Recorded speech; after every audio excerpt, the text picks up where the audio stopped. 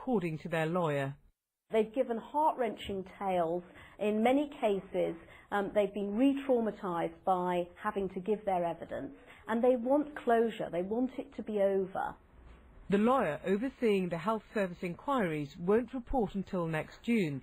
Charities hope Kate Lampard will give a full account of what happened in the NHS, where children should have been protected. What's particularly shocking is that Savile had no qualms about targeting and abusing very vulnerable, sometimes sick children and young people. The NHS gave Jimmy Savile access to vulnerable adults and to sick children. What was known and how that happened, the question still to be fully answered. Bramwell Jeffries, BBC News. Well, joining us now is Liz Dux. She is a practice group leader at Slater and Gordon Lawyers, heads a team of lawyers dealing with abuse cases arising from the coverage surrounding Jimmy Savile. What do you make of the extension here into new hospitals?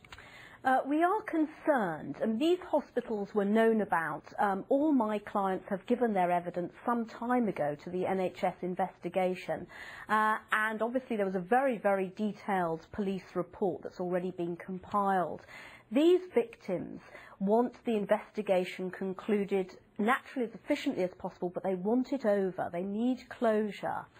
But are you saying that some of your clients then are from the hospitals which have now been introduced to this, in other words, not from the 13 or so which are currently being investigated?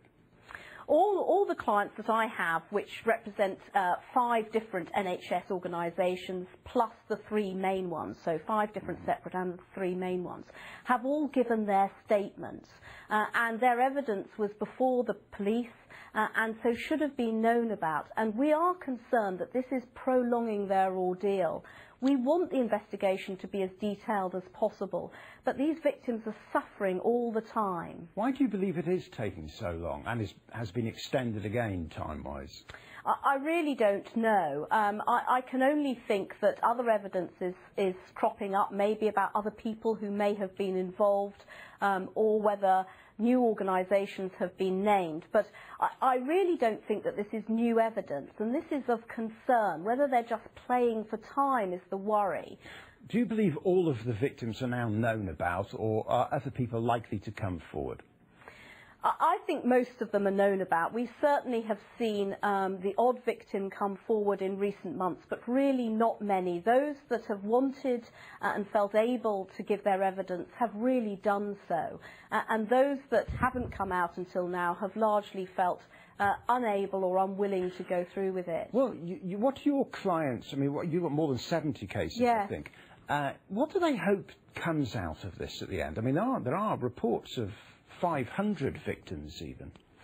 What they want is for there to be honesty and transparency. Clearly, a lot of the staff at these organisations knew what was going on, and they want to have a detailed investigation into how Savile got away with it for so long. What staff knew, what staff assisted him, and what steps are going to be put in place to make sure nothing like this can ever happen again. I should say that giving their evidence was extremely traumatic for them, and many of them have had to go back to the hospitals where they were in fact abused. And many of them have reported quite disturbing problems as a result of giving their evidence. So whilst this inquiry is ongoing, they do need to be looked after by the NHS. And financial compensation?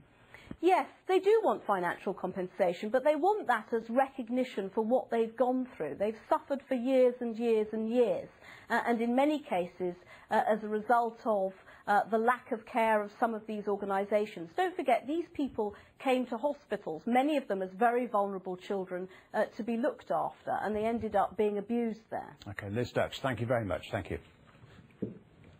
The European Commission is asking the government to publish any evidence it has of so-called benefit tourism. It follows a series of high-profile government initiatives to tackle health and benefit tourism.